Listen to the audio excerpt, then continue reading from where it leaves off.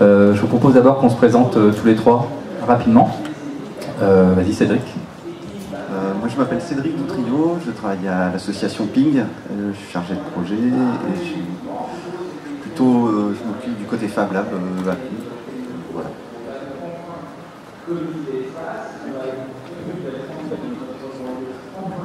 Oui, moi je suis Luc Skeuten, je suis architecte et utopiste. Alors bonjour, moi je suis Julien Bélanger, utopiste et je travaille à l'association Ping aussi. Du coup l'idée c'était de, sur ce petit temps que nous avons en début d'après-midi, qui est-ce qui a jamais entendu parler de Fab Lab? Jamais.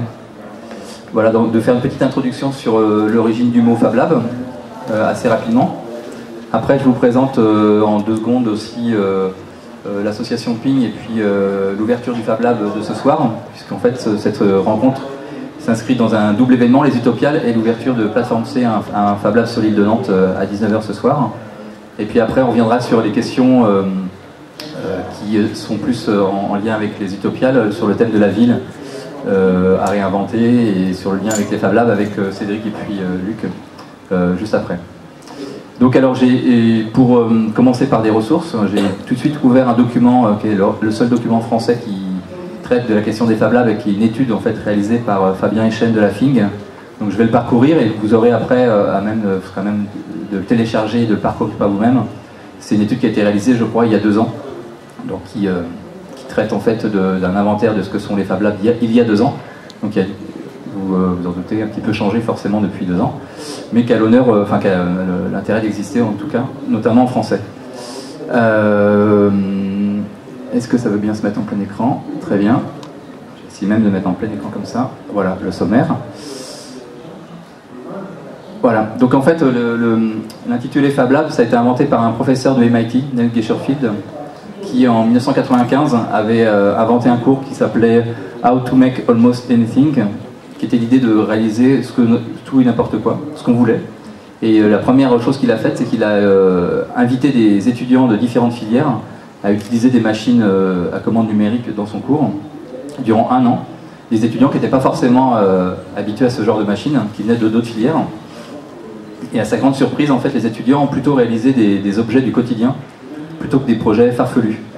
Et du coup, ça l'a un peu titillé. Il s'est dit, tiens, si je mettais à disposition de plus de gens, des gens qui ne sont pas forcément étudiants, mais un peu n'importe qui, ce genre de machine, est-ce qu'ils iraient aussi sur ce genre de pratique de réaliser des objets du quotidien?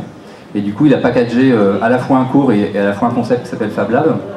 Le cours s'appelle toujours How to Make Almost Anything. Et puis, derrière l'appellation Fab Lab, il a défini le kit nécessaire pour réaliser à peu près tout ce qu'on a en fait derrière la tête.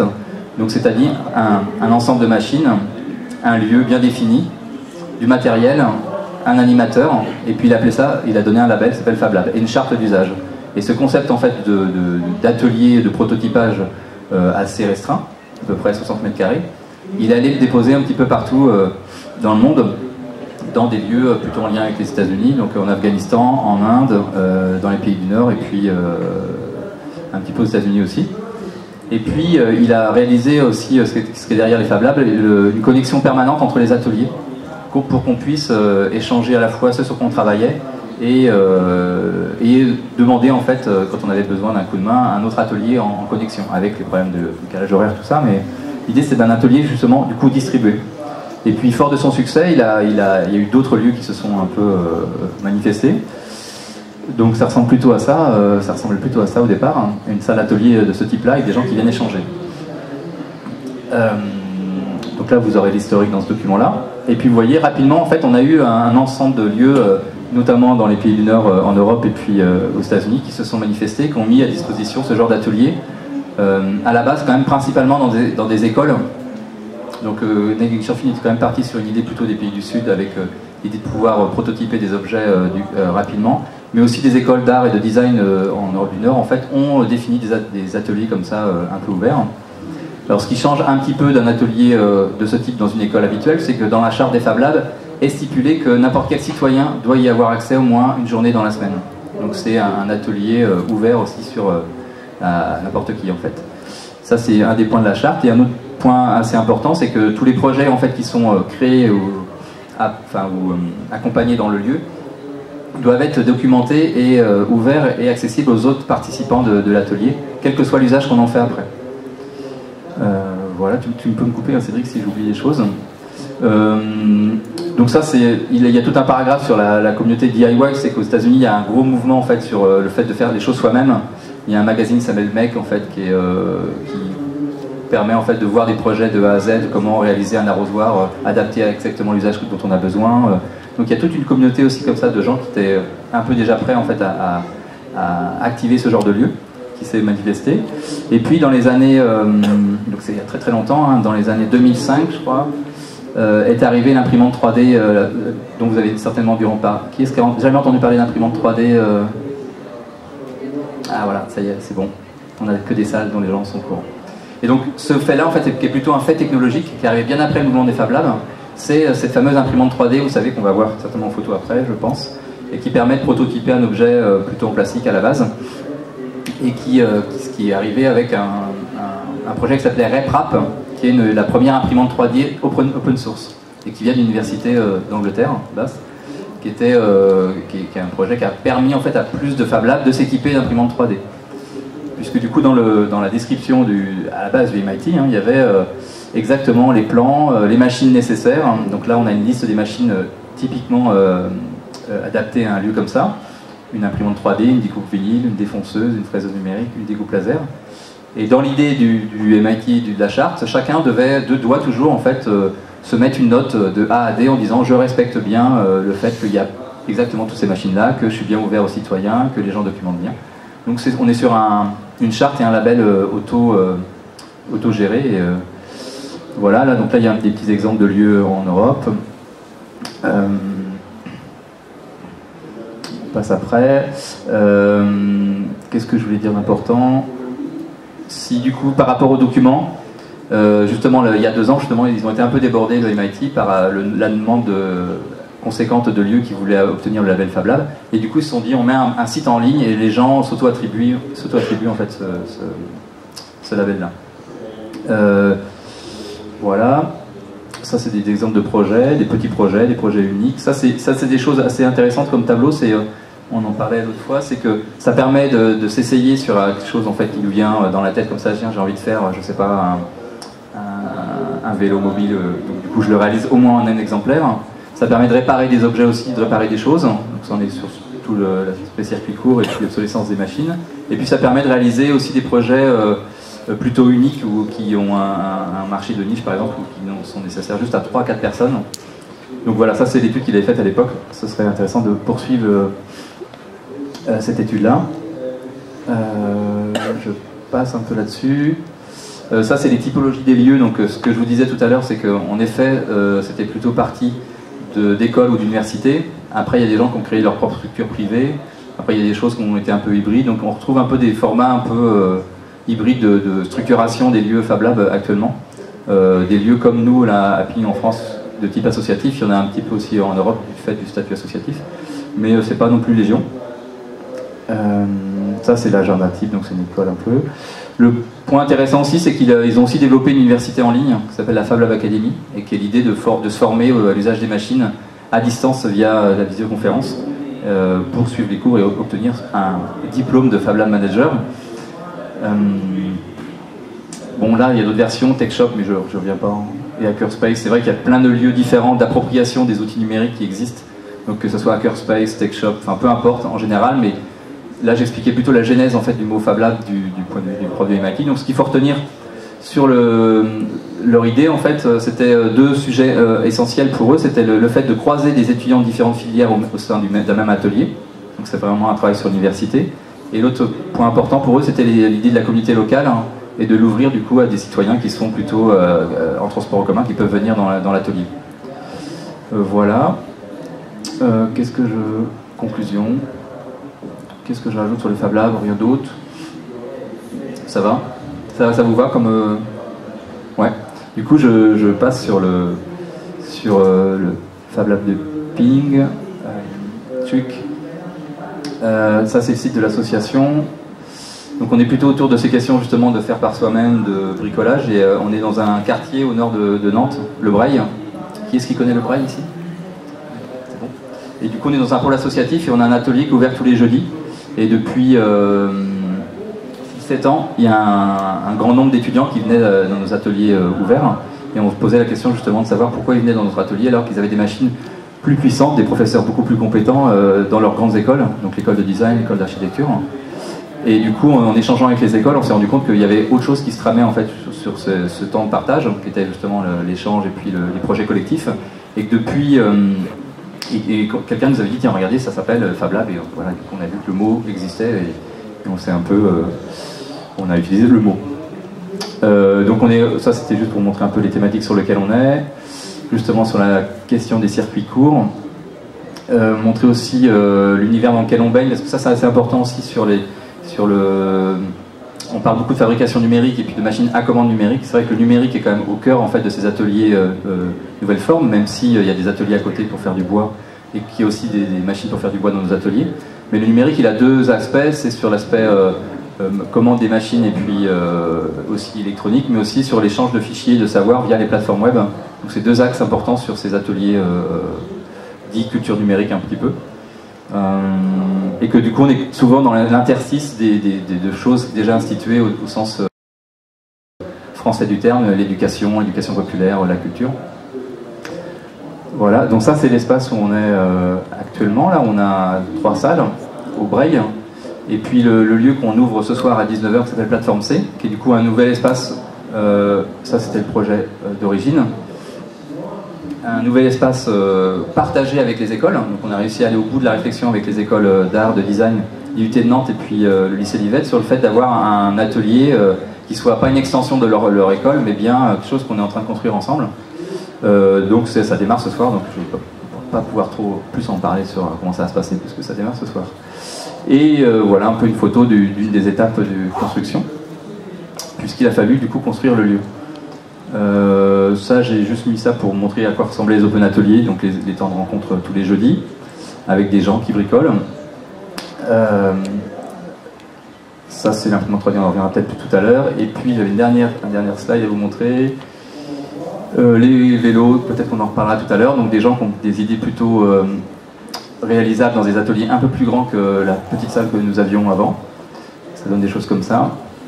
Ou des choses un peu superflues comme ça, qui sont plutôt ludiques et pédagogiques. Voilà pour la présentation de Ping très courte et puis des Fab Labs, de l'univers des Fab Labs. Est-ce qu'il y a des questions sur les Fab Labs? Plus tard, peut-être? Du coup, je veux bien qu'on revienne du coup sur notre problématique, ou pas problématique, sur l'axe de la ville. Cédric, tu veux peut-être faire une transition du Fab Lab vers la ville, hein? Ouais, si tu veux. Ouais. Alors, je vais appuyer sur les slides que j'ai préparés, si tu veux bien. Alors, est-ce que les images parce qu'en fait, donc là, Julien vous a montré un peu ce que c'était un Fab Lab et tout ça. Et là, je vais vous montrer quelques projets qui ont émergé de Fab Lab, qui sont en lien avec la ville et par rapport à construire une ville du futur à l'aide du Fab Lab. Parce que comme vous pouvez vous imaginer, le Fab Lab c'est une autre manière de travailler, de concevoir, et du coup ça donne naissance à des projets complètement différents des projets traditionnels. Alors là je montre cette image, c'est la Fab Lab House qui a été faite par l'école d'architecture de Barcelone dans leur Fab Lab, qui a gagné un prix Solar Decathlon, je crois. Tout à fait. Qui est un exemple de maison complètement faite dans un Fab Lab, avec juste les outils du Fab Lab, qui est autonome en énergie, qui est assez joli en plus. Et c'est un prétexte aussi pour parler d'un projet qu'a le responsable du Fab Lab de Barcelone, qui s'appelle Thomas Diez, qui est Fab City. Tu peux passer peut-être la slide. Et qui est lié aussi à Smart Citizen, qui est de lier, en fait c'est une vision du Fab Lab dans la ville comme un rouage d'une vision urbaniste du Fab Lab, c'est-à-dire comme une brique de l'écosystème citadin. Et bon là c'est un petit peu dérivé, c'est Smart Citizen, c'est un projet qu'il a développé, lui, c'est des petites cartes électroniques qui contiennent un certain nombre de capteurs, donc de lumière, de son, d'humidité, de CO, de monoxyde de carbone, tout ça, pour informer sur le réseau en temps réel la communauté de l'état de la météo, de la pollution, des choses comme ça. Donc c'est une sorte de peer-to-peer de l'information écologique. Et alors je dérive un petit peu, mais ouais, Fab City, en fait, c'est d'essaimer des Fab Labs dans les quartiers et que ça devienne vraiment des lieux de fabrication et d'échange de savoir locaux, et aussi il y a une chaîne d'alimentation en matières premières complètement localisée. Enfin, c'est un projet très cohérent, mais là je l'ai pas. Je vous laisse le découvrir sur internet parce que c'est une étude assez touffue. Ouais. Alors ça c'est après c'est par rapport à partager des choses dans les Fab Labs et des choses qui vont ouvrir l'esprit et qui vont comment dire, c'est plus ouvrir des possibles. C'est Open Structure. C'est un groupe qui a mis au point un système de fabrication, en fait une grille. Vous voyez le dessin en haut, c'est juste une grille toute bête, hein, c'est des points avec des ronds et tout ça, qu'on est censé appliquer sur les matériaux, et pour fabriquer n'importe quel objet, faire une sorte de mécano universel en fait. Et donc par exemple je vais fabriquer un tracteur avec cette grille, alors dans une plaque de métal je vais faire ces trous et puis je vais mettre mes vis, etc. Et c'est enfin, moi je trouve ce projet assez intéressant parce qu'il est à la fois complètement vide et complètement plein de possibles dans toutes les directions, et puis il y a une structure qui est faite de manière à faciliter l'échange de plans et de concepts, quoi, conception. Ouais, si tu as d'autres... ouais, alors là ça se rapproche plus de l'architecture, c'est la WikiHouse. Donc c'est une maison qui est faite avec un routeur CNC, donc c'est une machine, une défonceuse à commande numérique qui coupe des grandes planches de bois. Et comme son nom l'indique, c'est une maison open source, donc c'est comme un wiki où il y a comme Wikipédia quoi, où il y a les plans des modules de la maison, et puis c'est une sorte de construction modulaire démontable, amenée à être refaite un peu partout pour pas grand chose, et puis avec des matériaux locaux et écologiques. Et voilà.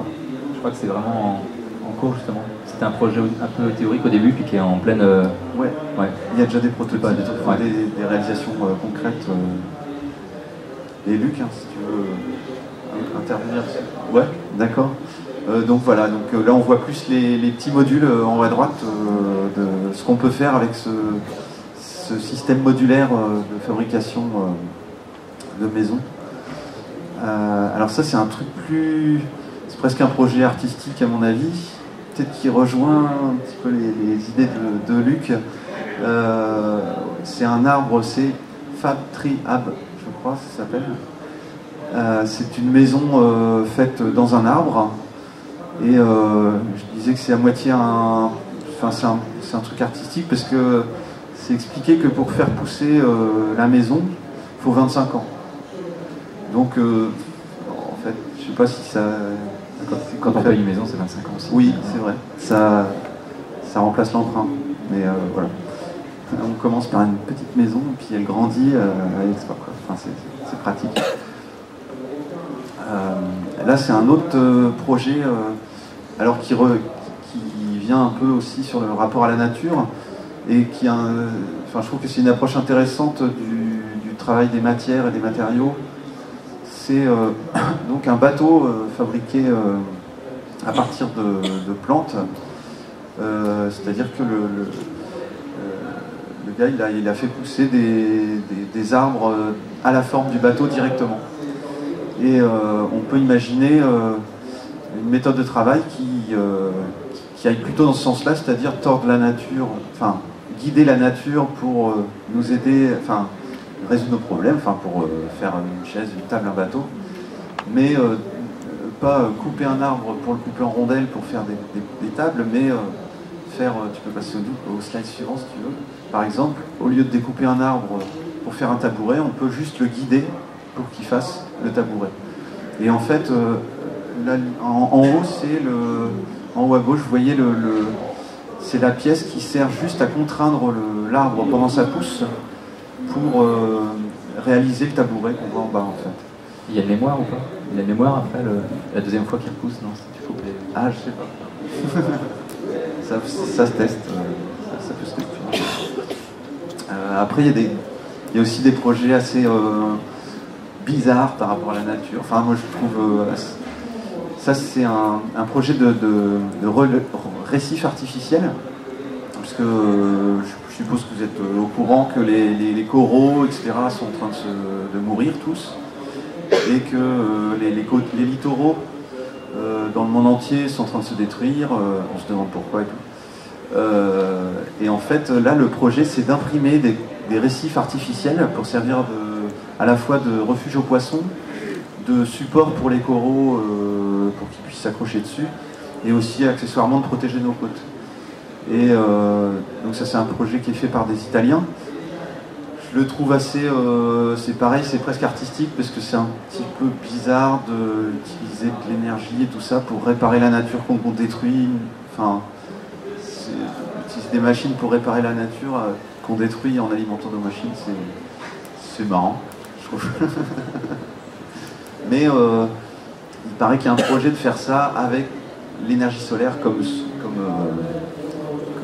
énergie pour alimenter l'imprimante 3D, donc ça peut être cohérent. Mais en tout cas, c'est beau. Et puis ce dernier projet, je sais pas, j'aurais peut-être dû en parler avant, mais bon, c'est une projection futuriste de l'imprimante 3D. C'est un Iranien qui travaille là-dessus, sur une machine à imprimer avec de la terre. Et en fait, c'est assez intéressant, même si l'image n'est pas très sexy, on va dire. Mais c'est qu'en fait, c'est un mix de technologies très modernes, l'imprimante 3D, et de matériaux très anciens et traditionnels et localisés, puisque la terre elle est extraite du sol, de la même manière que pour les maisons traditionnelles. Donc moi je trouve que c'est une piste intéressante. Après ce projet, comme beaucoup d'autres projets qu'on voit dans le monde des Fab Labs et du do it yourself et des choses comme ça, est-ce que c'est un vrai projet? Est-ce que c'est un projet qui avance vraiment? On ne sait pas. Enfin, et ça c'est... tu peux passer au slide suivant. C'est qu'il y a des fois c'est presque un univers de fiction, les Fab Labs.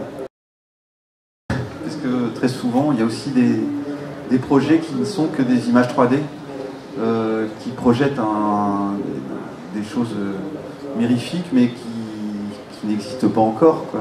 Et donc entre le rêve et la réalité, en même temps, je crois que le Fab Lab peut servir à accomplir à rendre réel le rêve.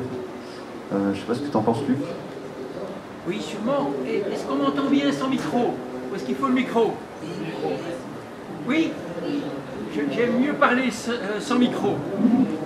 Moi j'ai découvert... Non, micro. J'ai découvert les Fab Labs il n'y a pas très longtemps. Et en fait, c'est un outil qui m'a fasciné pour plein de raisons.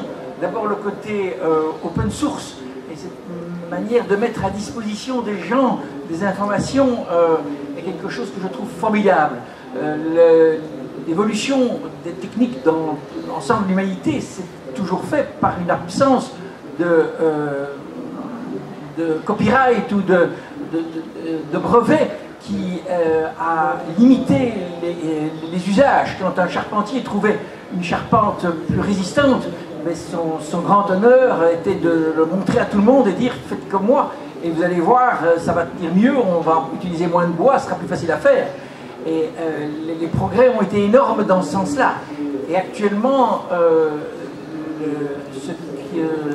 ce qui nous est offert avec le web, c'est un système open source qui est prodigieux parce qu'il met à disposition une quantité invraisemblable d'informations. On n'a jamais eu autant d'informations à notre disposition qui nous permet de créer plein de choses.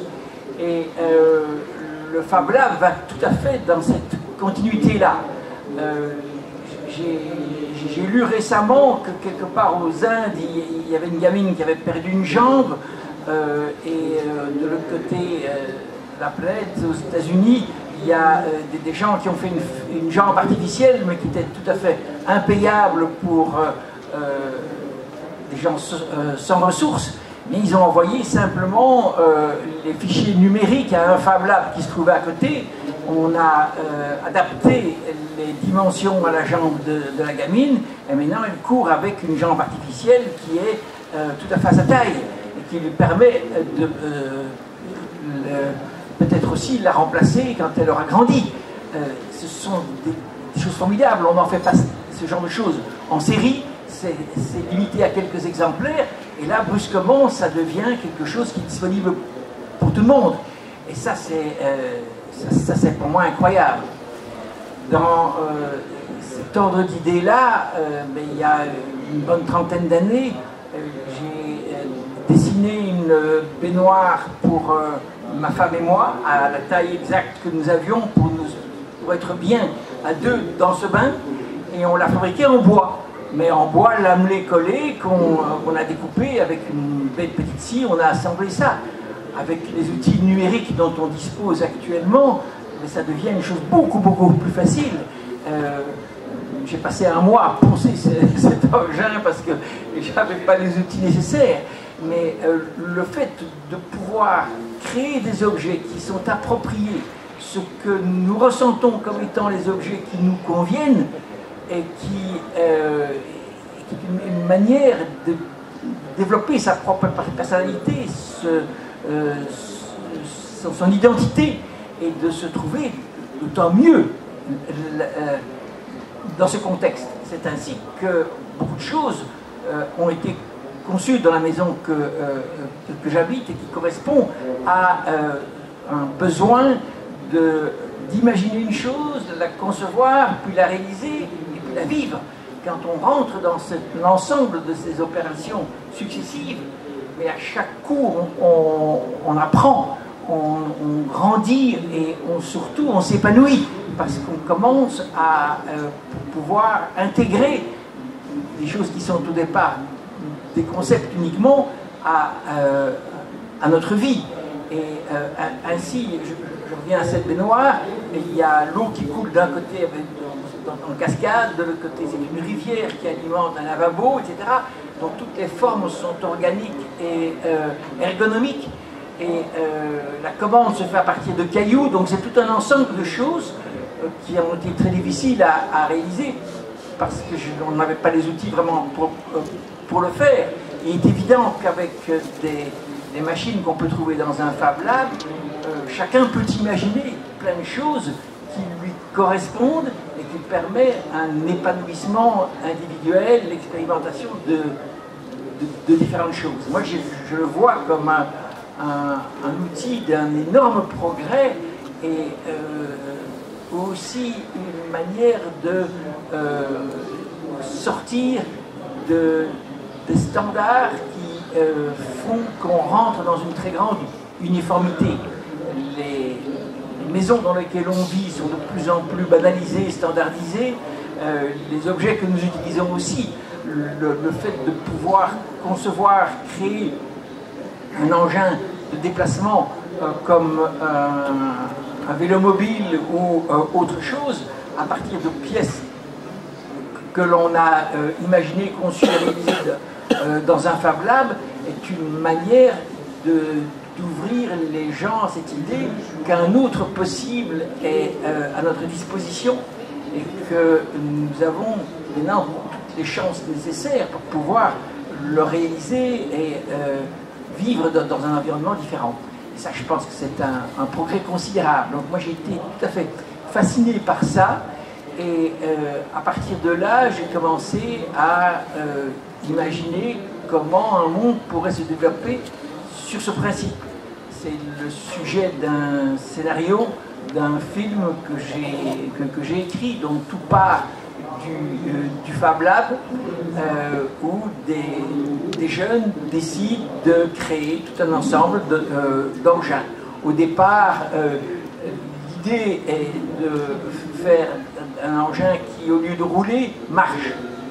Mais, tout simplement parce qu'ils sont partis de cette idée que si la nature n'a jamais inventé la roue, c'est que si on invente la roue, il faut inventer aussi des routes. Et les routes coûtent une énergie considérable. La nature ne fait jamais des choses qui coûtent trop d'énergie. Un engin à pattes n'a pas besoin de route, il va sur tous les terrains. Et c'est un peu plus difficile peut-être à faire mécaniquement, mais dès le moment où on emploie ce type d'engin, on se déplace autrement. Donc les gens de ce Fab Lab conçoivent des engins à pattes, donc des cars à pattes, des cars à bipattes, des cars à 1000 pattes, donc pour les engins collectifs. Et ils travaillent et ils expérimentent ce genre de choses, et puis ils passent au concept d'une cité, une cité végétale dont une partie aurait poussé, etc. Ça, c'est l'aventure de l'ensemble de ce scénario et de ce film qui est en préparation, qui n'est pas encore très loin, mais qui est tout à fait écrit déjà. Et du coup, merci. Et du coup, est-ce que vous imaginez que potentiellement il puisse y avoir plein de Fab Labs dans une ville et qu'on aille y faire un petit crowbar pour déposer une petite idée qui permette après, dans votre scénario, là, au fait que ces projets-là puissent avoir lieu? Est-ce que c'est aussi vu à l'échelle d'une ville entière? Je pense que dès le moment où on va voir les résultats que cela peut donner, l'ouverture vers ces possibles qui étaient inimaginables au départ, ça va donner envie partout d'en créer, dépendant ou pas d'écoles, mais des véritables lieux d'expérimentation d'un imaginaire débridé qui va permettre à certains moments de faire des choses farfelues qui ne serviront pas juste à faire rire tout le monde, et puis après une certaine sélection naturelle qui se fera, les objets les plus intéressants resteront. Ce ne sera jamais des grandes productions, mais est-ce qu'il faut des grandes productions? Est-ce que ce n'est pas tout à fait intéressant que chacun puisse trouver son identité, sa personnalité dans des choses qui lui ressemblent, qui lui sont propres? Est-ce que ce n'est pas intéressant de justement retrouver la spécificité de chacun à travers des choses qui soient beaucoup moins courantes ou conventionnelles? Et du coup, les écoles, elles sont à revoir un petit peu à l'envers, puisque les écoles d'architecture ou d'ingénieurs sont faites pour, après, un cadre bien particulier, l'industrie, l'architecture classique. Du coup, il faudrait qu'il y ait des cursus dédiés pour que les étudiants aussi s'approprient le fait que plus tard, dans les villes, il y ait des Fab Labs ou des choses comme ça.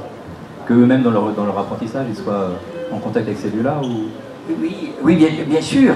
Au lieu de partir dans l'idée de travailler dans des choses qui sont multipliées à très très grand nombre d'exemplaires, ce serait partir de l'idée que nous sentons bien quand on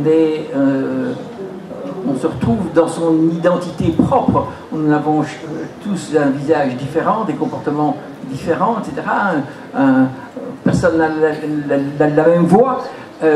Pourquoi devons-nous nous rassembler autour de maisons qui sont identiques, empilées les unes au-dessus des autres? Pourquoi est-ce qu'on ne peut pas se retrouver dans des endroits qui ont des personnalités qui permettent de nous ressembler et d'exprimer notre différence, ce que nous sommes vraiment spécifiquement, et ainsi pouvoir mieux identifier, reconnaître les autres, nous retrouver dans un environnement qui donne à chacun la possibilité d'épanouir sa propre personnalité.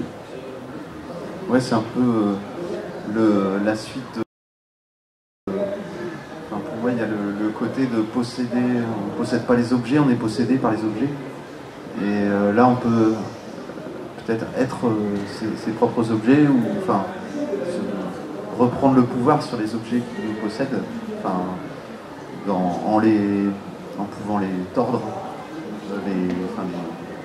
les adapter à ses propres besoins. Mais je pense que c'est une démarche quand même à très long terme. C'est pour ça que peut-être tu vois ça en cas d'une fiction à long terme. J'ai l'impression qu'il y a du chemin à faire pour tous, quoi. Enfin, pour mentalement intégrer, c'est possible. Puisque même même nous qui sommes habitués à circuler dans ce milieu-là, enfin moi j'ai l'impression qu'en tant que bricoleur, j'ai l'esprit bridé par les anciennes contraintes techniques qu'on avait, enfin qui sont tombées depuis l'accès aux machines à commande numérique, et aussi grâce au partage de fichiers et de connaissances, surtout d'ailleurs. Et j'ai l'impression qu'il y a un temps d'incubation qui va avoir lieu, parce que c'est un gros bouleversement, quoi. Oui, absolument, mais ça veut donc dire que c'est l'émergence d'un monde différent, basé sur la créativité, sur l'imaginaire, sur cette ouverture à tellement d'autres possibles, et qui, pour moi, a trouvé son origine dans le web, dès le moment où on a un outil de partage où chacun peut apporter sa pierre dans quelque chose de complètement ouvert, open source. On a accès à une forme d'intelligence collective. L'intelligence collective, c'est quelque chose de tout à fait fabuleux quand on voit ce qui se passe dans la nature, comment sont organisés les insectes qui vivent en société, comme les fourmis, les termites, les abeilles, etc. Il y a une somme d'intelligence incroyable que ne possède aucune de ces petits insectes. Mais c'est en les mettant ensemble, en réseau et en communication, qu'ils arrivent à faire des choses tout à fait prodigieuses dans la manière dont ils ont organisé une collectivité qui est complètement sociale et qui fonctionne sans aucun système de dictature, où les décisions sont prises collectivement sur des modèles démocratiques absolument remarquables, comme le font par exemple les abeilles quand ils doivent chercher un nouvel endroit pour faire un nid. C'est en envoyant plein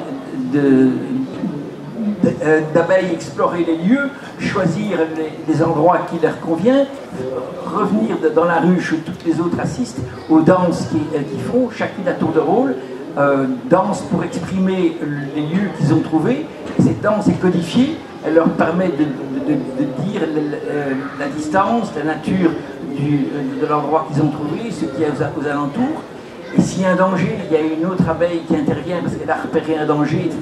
Il y a tout un code excessivement complexe qui est mis au point, et l'ensemble de la ruche réagit en fonction de leur accord ou leur désaccord à ce qu'ils ont vu par des bourdonnements.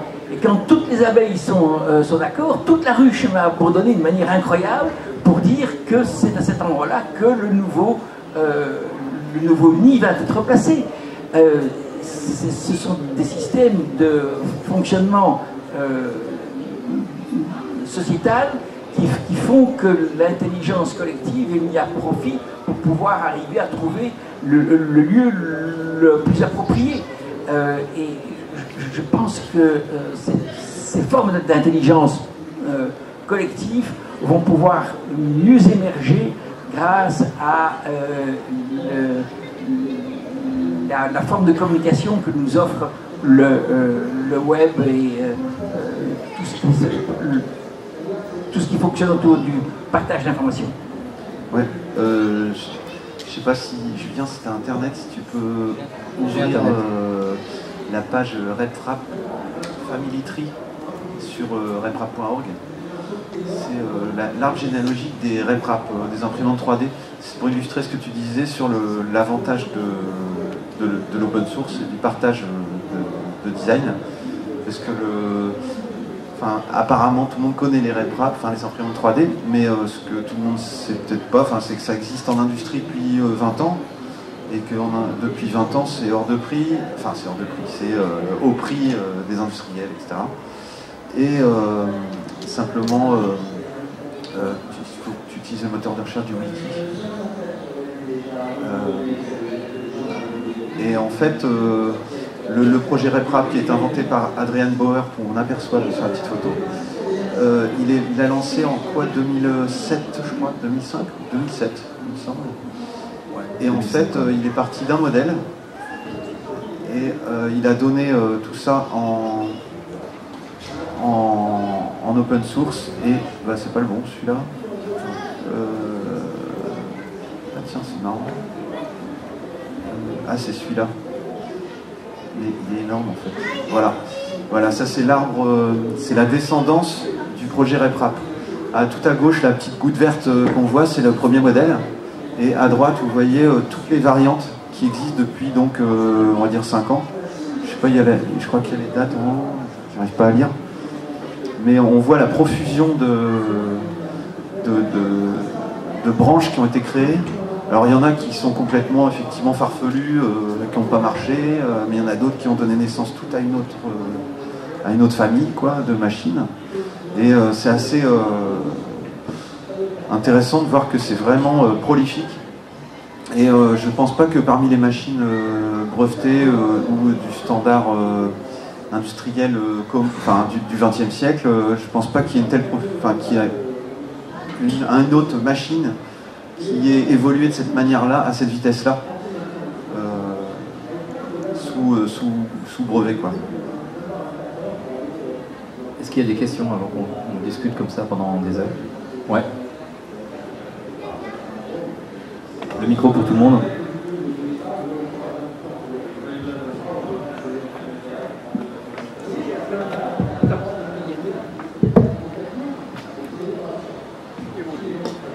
On déroule.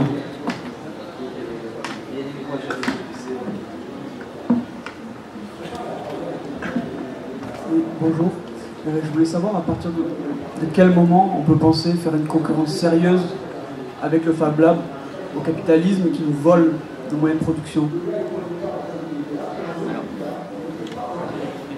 Et puis on va faire chacun une réponse. AutoCAD, vous savez que c'est AutoCAD, Autodesk, qui font des logiciels 3D, ont décidé d'arrêter la production de logiciels pour l'entreprise et de passer sur une version crowdsourcing en ligne et d'acheter une plateforme qui s'appelle Instructable, qui est un espace de dépôt de projets citoyens et qui comporte 100 000 projets, je crois actuellement, 70 000 comptes, pour changer de métier un petit peu. Donc eux ont fait ce choix-là. Je ne sais pas s'ils sont vraiment très intéressés par le capitalisme, mais ça montre quelque chose. Bonjour, donc vous l'avez dit tout à l'heure, il y a énormément de Fab Labs qui fleurissent un peu partout dans le monde et en France en particulier. Entre autres, il y a une très belle exposition à Grenoble qui est organisée par le CCSTI de Grenoble sur les Fab Labs, avec un Fab Lab qui est labellisé par le MIT et par Fab Lab. Mais la question que je me pose et que je vous pose, c'est quelles sont les relations qui se construisent entre ces différents Fab Labs, indépendamment de l'Internet. Aujourd'hui, quand je pose la question aux gens de Paris, ils ne connaissent pas celui de Nantes, ceux de Nantes ne connaissent pas celui de Grenoble, etc. etc. Rien qu'à l'échelle française, finalement, ces Fab Labs, j'ai l'impression qu'ils ne sont pas très connectés. Je laisse répondre, mais je monte un truc en même temps, vas-y. Ouais, c'est pas vrai en fait. Parce que par exemple, Jean-Michel Molénard de Grenoble, qui s'occupe du Fab Lab de Grenoble, moi je le connais, même si c'est vrai que je l'ai jamais vu en vrai. On a fait des visiophonies, il m'a expliqué un logiciel, on a fait les cours du MIT ensemble. Et puis on est on est en lien beaucoup via mailing list. Et puis on se rencontre aussi occasionnellement au cours de différentes rencontres. L'année dernière, on a été aux rencontres de Toulouse, où il y avait pratiquement tous les Fab Labs de France. En fait, c'est vraiment une particularité du web et du travail qu'on fait sur le web depuis près 15 ans. Il y a un travail en réseau plutôt sous forme de rhizome et pas un travail pyramidal. Et du coup, depuis l'extérieur, il n'y a pas cette visibilité qu'il peut y avoir comme il y a dans d'autres professions via une fédération, des choses comme ça. Et c'est vrai qu'on n'est pas fédéré, on n'est pas organisé sous cette forme-là. Mais là, par exemple, sur cette carte-là, c'est tous les gens avec qui on est en contact. Je n'ai pas listé tous ceux qui existent, mais juste ceux avec qui on a eu au moins un mail d'échange. Et il y a des échanges de fichiers, de collaboration. Voilà. Après, je suis d'accord, peut-être que ça mériterait une organisation meilleure en disant tiens, Jean-Michel il est assez balèze parce qu'il a déjà créé 2-3 Fab Labs, donc il pourrait nous filer un coup de main sur tel secteur, nous sur d'autres choses. mais j'ai l'impression que le web marche sur d'autres formats, donc c'est compliqué. Mais eux, il y a beaucoup d'échanges. Il y a 3 listes de diffusion, enfin, pas de souci. On a quand même la chance en France, par rapport à d'autres pays en Europe, d'avoir beaucoup de lieux de pratique numérique, des lieux d'appropriation depuis à peu près 15 ans, des structurations, des labels qui existent et dans lesquels la question du Fab Lab peut vite se greffer. Des lieux de culture scientifique et technique, des lieux culturels, des centres sociaux. Donc il faut plutôt aller dans ce sens en fait en coopérant avec des structures de ce type-là, plus forcément des nouveaux lieux qui existent, qui se créent de A à Z. À Lannion, là, voilà, ils ont ouvert un lieu, ils ont acheté un hangar et puis ils ouvrent le truc. Voilà. Il y a des choses comme ça qui émergent. Ça répond à la question. Ouais, après sur le côté, tu parlais du côté pyramidal. C'est marrant de voir que même le réseau mondial des Fab Labs n'est pas pyramidal, il n'y a pas de tête de réseau. Au début, le MIT, comme tu disais, ils donnaient le label. Maintenant, ils ont lâché l'affaire et c'est le site visuel des Fab Labs dans le monde, c'est le Fab Lab d'Islande. Donc, c'est vraiment qui ne revendique pas du tout la tête de réseau et tout ça. Et c'est très bien comme ça. Je pense que c'est un réseau organique et ça ne peut pas fonctionner comme un réseau traditionnel, entre guillemets, je pense. D'autres questions? Oui.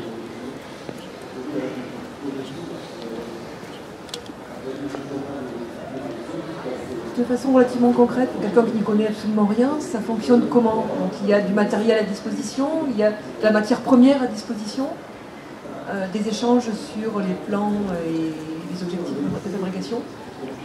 Je suis complètement ignare à la matière, donc c'est intéressant de revenir peut-être aux sources. Ça fonctionne comme n'importe quel atelier collaboratif, comme lieu associatif, enfin en tout cas pour notre lieu, mais à peu près tous les Fab Labs fonctionnent comme ça, avec des horaires d'ouverture, des gens qui sont là pour accueillir, et c'est quand même pas... Il y a une particularité, justement, comme c'est un lieu d'échange de savoir, c'est pas un lieu de prestation où on va venir, tiens, moi j'ai envie de me faire imprimer ma tête en 3D, tiens, je vais payer 20 € puis on va m'imprimer ma tête en 3D. C'est pas comme ça que ça se passe. On vient et puis on va dire, tiens, j'ai envie d'imprimer ma tête en 3D, mais il y a quelqu'un qui va t'apprendre à te servir d'un scanner 3D ou d'un logiciel de modélisation. Et il y a aussi, par rapport au...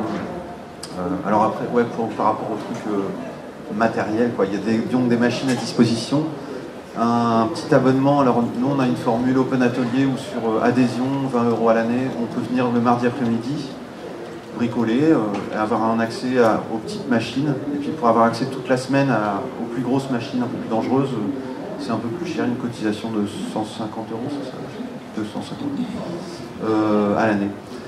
Et pour participer un peu aux frais, etc. Et puis il y a aussi, enfin, ouais, si tu pouvais montrer la charte, qui est tous les Fab Labs adhèrent à cette charte, et une des contraintes la plus extraordinaire, on va dire, justement par rapport à l'ancien modèle, c'est que tous les projets faits dans ce lieu doivent être open source. Il n'y a pas d'exception possible. Donc c'est pas pour venir faire un truc qu'on veut breveter, c'est pas là qu'il faut venir le faire en fait. Voilà. Et après on a trouvé un truc qui date de quand on était né.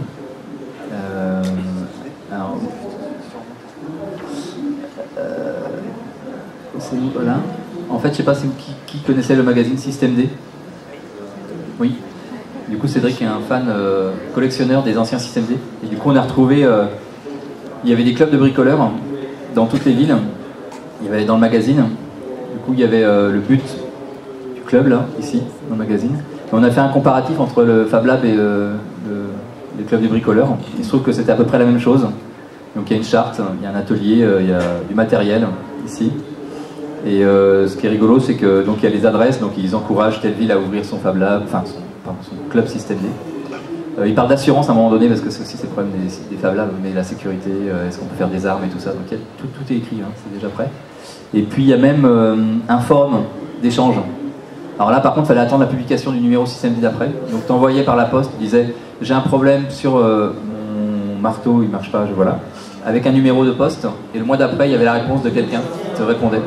Donc c'est juste sur la temporalité puis les outils de communication, mais on n'a pas inventé grand-chose avec les Fab Labs. D'autres questions? Une dernière question? Oui, pour moi, ce qui me semble encore le plus intéressant à développer au niveau de la machine 3D, qui est quand même le centre du Fab Lab, c'est le matériel qui est utilisé pour créer les objets. Là, on est encore fort dépendant des plastiques, des matériaux de synthèse, des cols, toutes sortes de choses qui nous éloignent très fort d'une réflexion sur des matériaux qui soient renouvelables ou qui pourraient rentrer dans une charte un peu plus écologique. Et c'est peut-être là ce qui est le plus difficile, je pense, à trouver actuellement. On a parlé de cette très belle idée de pouvoir créer une maison à partir d'une énorme machine 3D qui prendrait de la terre. Ça, ce serait évidemment assez extraordinaire, parce que ça permettrait d'avoir directement une fabrication tout à fait utile et personnalisée des maisons sans devoir chaque fois le faire à partir de standards qui empêchent d'avoir une personnalité dans le bâti. Mais actuellement, ce qui est le plus bio, je pense que c'est un produit à base d'amidon naïs, dont il y a 50% de produits de synthèse, de colle, de toutes sortes de choses.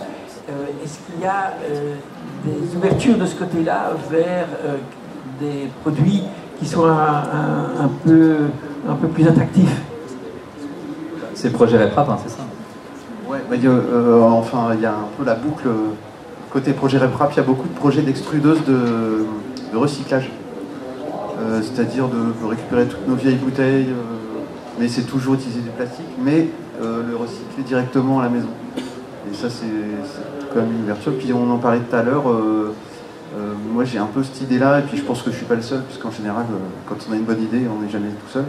Je rêve un peu d'une extrudeuse de pâte à papier, pour pouvoir faire du carton. Et avec la technique du sandwich, c'est-à-dire mettre des parois en bois autour, on peut faire avec la même technique que les planches à voile, des structures très solides avec ce genre de matériaux. Et je pense que ça va venir. Il y a déjà aussi du bois qui marche avec les RepRap. C'est pareil, c'est de l'amidon de maïs chargé en bois, en copeaux de bois. Donc ça fait du médium un peu. Donc ça c'est des ouvertures, mais on y vient petit à petit. Après c'est un vaste débat, chantier quoi. Ouais, c'est sûr. Mais je suis d'accord avec toi que c'est un peu l'enjeu aussi. Et c'est vrai que c'est un truc qui est chouette aussi dans le projet des Fab Labs. J'ai l'impression que c'est une préoccupation de tous les Fab Labs d'essayer de produire de manière écologique, le plus écologique possible. Enfin, pas tous. Il y en a certains qui sont hyper fiers de dire qu'ils consomment 100 € d'électricité par mois, mais pas tous, quoi. On va être obligé de conclure, il me semble. Du coup, je vous invite tous à 19h à l'ouverture du Fab Lab Plateforme C sur l'île de Nantes, près de la Grue Jaune.